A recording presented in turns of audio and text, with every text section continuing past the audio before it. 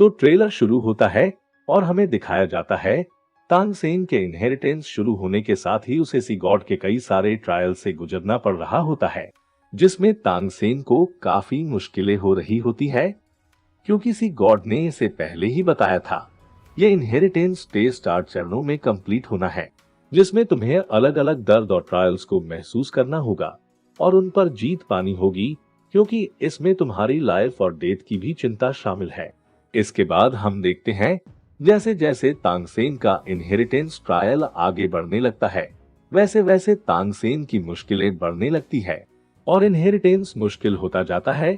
ये सब देखकर तांग सेन सोचता है, जितना मैंने सोचा था सी गॉड के ट्रायल उतने आसान नहीं है, ये तो मेरी सोच से भी ज्यादा हार्ड है। वैसे इस इनहेरिटेंस प्रोसेस में तांग सेन की बॉडी से उसके सभी सोल बॉन्ड्स को अलग कर दिया जाएगा और इनकी पावर को गॉड लेवल तक पहुंचा दिया जाएगा। और यहाँ इसमें तांग सेन को अलग अलग इल्यूजन भी दिखाए जाएंगे और इन इल्यूजन्स को देखकर तांग सेन को खुद पर से कंट्रोल नहीं खोना है और खुद को शांत रखना है, इससे ही वो इस ट्रायल को पार कर पाएगा। इसके बाद हम देखते हैं तांग सेन की बॉडी से एक एक करके उसकी सभी सोल बॉन्ड्स अलग हो जाती है और यहाँ पर तांग सेन अपना 5th ट्रायल पास कर लेता है। इसके बाद अगले ट्रायल में तांग सेन की बॉडी से deep sea demon whale king की टोर्सो सोल बोन अलग होने वाली होती है, जिसके बाद हमें यहाँ पर डेमन व्हेल किंग की कई सारी आंखें दिखाई जाती है।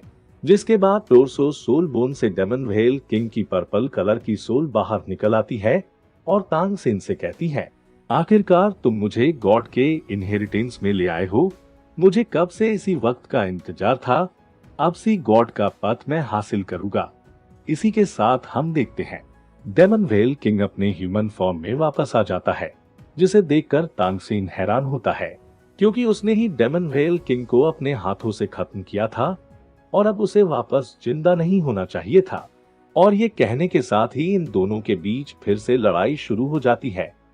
इसके अगले सीन में हम तांग सेन को एक इल्यूजन में देखते हैं, जहां पर बेबी डॉग अपने सभी लोगों के साथ सी गॉड आइलैंड पर अटैक कर देती है और सी गॉड टेम्पल में उसके सभी दोस्तों और बाकी सभी 7 गार्डियंस को बंदी बना लेती है।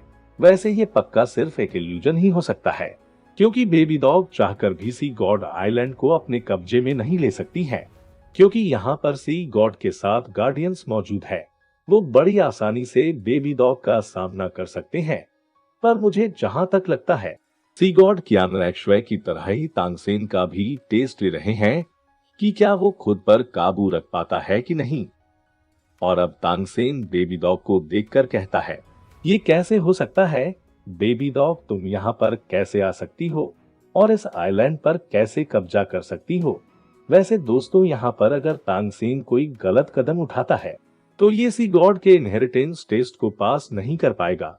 वहीं इस इल्यूजन को बाहर से सभी श्रेक डेविल्स भी देख रहे होते हैं और फिर जीवू ये सब देखकर तांग सेन को आवाज देती है, ब्रदर तुम इनहेरिटेंस गेट से बाहर मत आना। अगर तुम एक बार यहाँ से बाहर आ जाते हो तो तुम सी गॉड की इनहेरिटेंस हासिल नहीं कर पाओगे और ये सिर्फ एक इल्यूजन है, इसलिए खुद को संभालो। वहीं दूसरी तरफ तांग सेन ने पता नहीं जीवू की बात सुनी या नहीं सुनी। वो सीधा बेबी डॉग से कहता है, तुम यहाँ नहीं आ सकती हो। जिस पर बेबी डॉग कहती है, शायद तुम भूल रहे हो कि ये सी गॉड आइलैंड भी मेरे वुहान एम्पायर में आता है, इसलिए ये भी मेरा ही है। और ये कहने के साथ ही ये ट्रेलर यहीं पर खत्म हो जाता है।